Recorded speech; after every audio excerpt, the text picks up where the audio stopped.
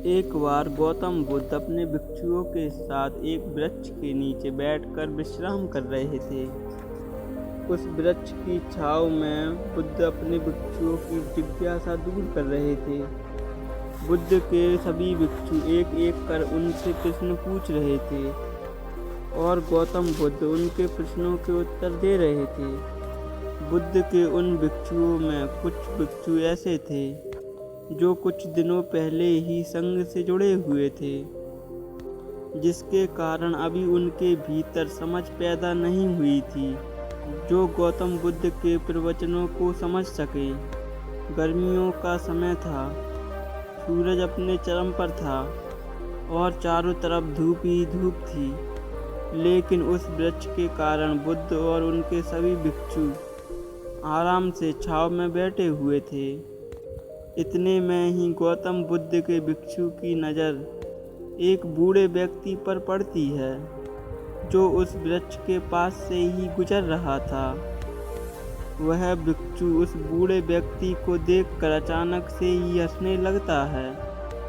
उस बूढ़े व्यक्ति की उम्र बहुत ज़्यादा हो गई थी, जिसके कारण उसकी कमर मुड़ गई थी। उस बूढ़े व्यक्ति के हाथ में एक डंडा था, जिसका सहारा लेकर वह बूढ़ा व्यक्ति अपनी मंजिल तक पहुंचने का प्रयास कर रहा था। उस बूढ़े व्यक्ति का शरीर केवल हड्डियों का ढांचा मात्र था।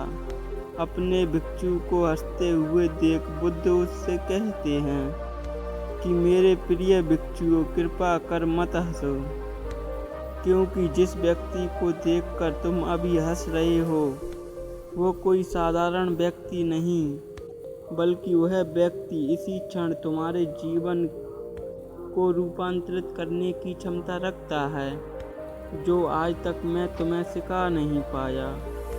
वह यह बूढ़ा व्यक्ति तुम्हें सिखा रहा है। इसके द्वारा दी गई सीख को बेकार मत करो।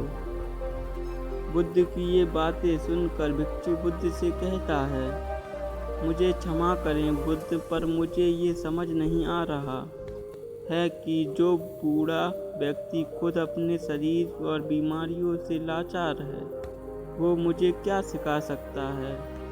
फिर बुद्ध उस भिक्षु से कहते हैं कि ये बूढ़ा व्यक्ति तुम्हें तुम्हारा भविष्य दिखा रहा है। जिस बुढ़ापे को और लाचारी को देखकर तुम अभी हंस रहे हो, वो बुढ़ापा और लाचारी तुम्हारे जीवन में भी आने वाली है। वह बूढ़ा व्यक्ति तुमसे कह रहा है कि अभी समय है, इस स्वस्थ शरीर को अच्छे कर्म करने के लिए उपयोग करो। अगर तुम्हारा ये स्वस्थ शरीर तुम्हारे हाथ से निकल गया तो फिर से ये वापस नहीं आएगा, और अभी ये तुम्हारा शरीर सही से काम कर रहा है, जैसे कि तुम्हारे हाथ, पैर, आँख, कान और ये सभी चीज़ें सही से काम कर रही हैं। क्या यह छोटी बात है? और क्या तुम इसे मामूली सी बात समझ रहे हो? यह घटना कोई साधारण घटना नहीं है। जो भी तुम्हारे साथ घटी हुई है और तुम्हारे जीवन को बदलने की क्षमता रखती है, ठीक इसी तरह की घटना ने मेरा जीवन बदला था, और इस तरह की घटना के कारण ही मैं आज बुद्ध हूँ। फिर वह भिक्षु बुद्ध से कहता है कि क्षमा करें बुद्ध, परंतु मेरे मन में यह विचार ही नहीं आया कि मैं उस बूढ़े व्यक्ति से कुछ सीख सकता हूँ। उसे ऐसा इसलिए हुआ क्योंकि तुम्हें अपने भीतर कहीं ना कहीं लगता है कि जिस स्थिति में वो आज बूढ़ा व्यक्ति है, उस स्थिति में तुम कभी नहीं आओगे। जिस बुढ़ापे और लाचारी का सामना वो बूढ़ा व्यक्ति आज कर रहा है, तुम्हें लगता है कि उसका सामना तुम कभी नहीं करोगे, इसलिए तुम उस बूढ़े व्यक्ति को देखकर हंस पाए। तुमने सच्चाई को नज़रअंदाज कर दिया। अगर तुम सच्चाई को देख लेते तो चाहकर भी अपने आँखों के आंसुओं को नहीं रोक पाते, परंतु तुमने सत्य को अनदेखा कर दिया और तुम बहुत बड़ी भावना से चूक गए।